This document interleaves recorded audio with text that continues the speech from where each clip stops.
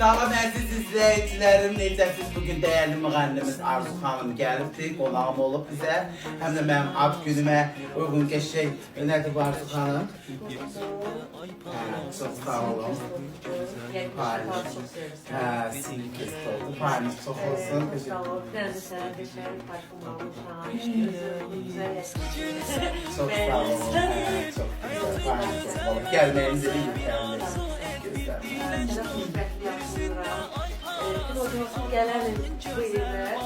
İnşallah mahsus soyunda pasta değişir. Geçe oturmuşuq. Hayat canlıda da gördük.